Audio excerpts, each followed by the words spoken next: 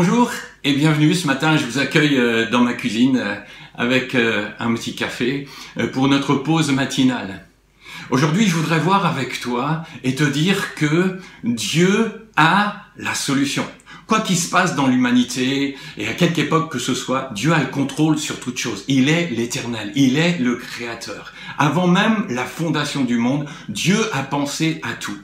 Je voudrais voir avec toi un texte dans Jérémie au chapitre 32 et au verset 27. Voici ce qu'il dit. « Voici, je suis l'Éternel, le Dieu de toute chair ou de toute créature. N'y a-t-il rien qui soit étonnant de ma part? Ou, dit une autre version, rien qui soit trop difficile pour moi. » Entourés par leurs ennemis, Jérémie et Jérusalem ici étaient livrés à l'épée, à la famine, à la peste, la violence, crise économique, maladie, mort. Mais Dieu, dans sa grâce, donne toujours de l'espérance à son peuple en ce qui concerne les temps futurs. En quelque sorte, il dit à Jérémie, « Ne t'inquiète pas, j'ai la solution. » Pourquoi? Parce que Dieu est omniscient, c'est-à-dire qu'il sait tout.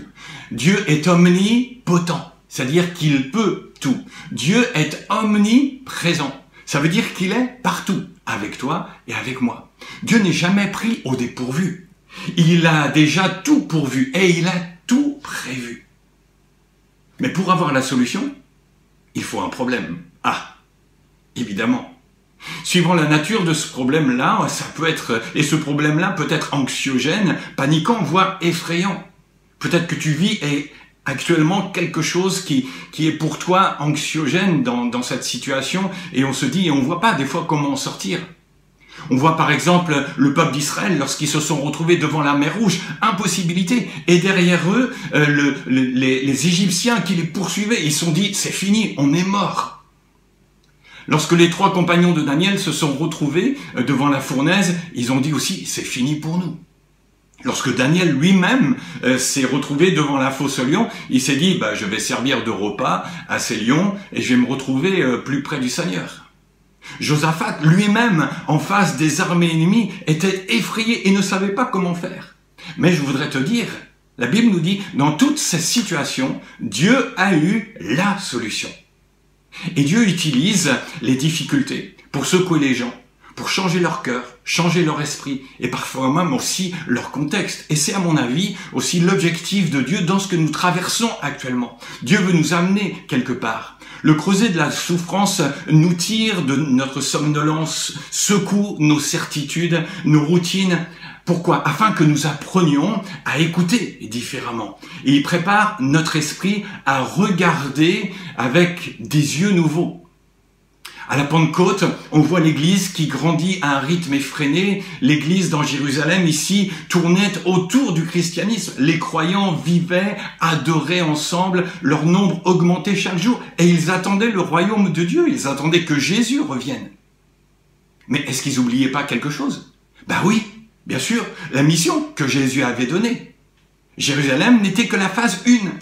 Et comment Dieu va s'y prendre pour que l'Église se répande en Judée, en Samarie et jusqu'aux extrémités de la terre? Il permet simplement une persécution qui va être déclenchée avec le martyre d'Étienne. En effet, tout au long de l'histoire, on voit souvent que Dieu a utilisé les crises, les famines, les trahisons, les épidémies, les pandémies, les persécutions pour amener les gens à accomplir les bons et les parfaits desseins de Dieu. Ouh là là, vous me dites, ouais, c'est chaud, comment est-ce qu'on est obligé de vivre ces choses-là? Mais vous avez qu'à remarquer que c'est souvent dans les moments difficiles que Dieu nous amène, nous rapproche, et que nous-mêmes nous nous approchons de lui pour découvrir et pour voir ce qu'il veut nous montrer. On ne veut pas juste traverser cette crise actuelle sans discerner le plan que Dieu a. Mais Dieu a un plan et il a une solution. Oui, bien sûr, c'est normal d'avoir peur dans les situations difficiles, avec les problèmes, mais le croyant ne se laisse pas envahir par la peur. Au contraire, je dirais que la peur va le rapprocher de Dieu. On l'a vu avec Josaphat. Josaphat était effrayé. Qu'est-ce qu'il a fait? Il s'est mis à prier. Vous lirez ça dans 2 Chroniques au chapitre 20. Le Seigneur utilise la crise de nos vies pour nous modeler, pour nous faire grandir, pour nous développer, pour nous préparer. Il utilise parfois la douleur, les difficultés, les souffrances, les épreuves de la vie pour nous rendre semblables à Jésus. La Bible nous dit dans Romains chapitre 8, verset 38, « Toute chose concourt au bien de ceux qui aiment Dieu. » Il est le Dieu de l'impossible. Il est le Dieu de toute chair. Et il peut prendre la situation que tu vis aussi, même si elle paraît impossible. Il veut aussi la transformer et en faire un temps de restauration, un temps de bénédiction et aussi un temps de gloire pour lui. Les Israélites avaient peur. Et il râlait, il se plaignait contre Dieu, contre Moïse. Mais Moïse, lui, avait confiance en Dieu. Parce qu'il avait cette parole qu'on lit dans Exode 14, 14. « L'Éternel combattra pour vous, et vous gardez le silence. » Voilà une solution de Dieu. Face à ce qui peut nous effrayer, Dieu nous appelle à garder le silence, au lieu de nous plaindre, au lieu de gémir. Au lieu de râler. D'ailleurs, Dieu le dit dans l'épître de Paul à Philippiens, chapitre 2, verset 14, il dit « Faites tout sans vous plaindre ».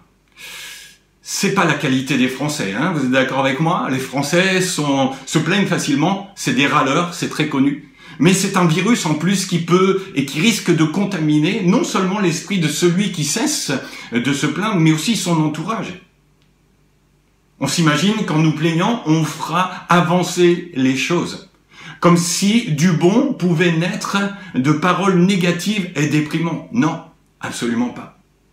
Nous plaindre équivaut au fait à tourner le dos à la réalité, de refuser d'affronter la difficulté et nous évite de chercher la solution à nos problèmes. Vous savez, plus nous nous plaignons, plus nous concentrons notre esprit sur nos difficultés.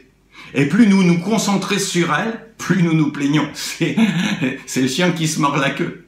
Il y a quelqu'un un jour qui a dit « Je me plaignais de ne pas avoir de chaussures. » Jusqu'au jour où j'ai rencontré un homme qui n'avait pas de pieds. La Bible dit de remercier Dieu en toutes circonstances.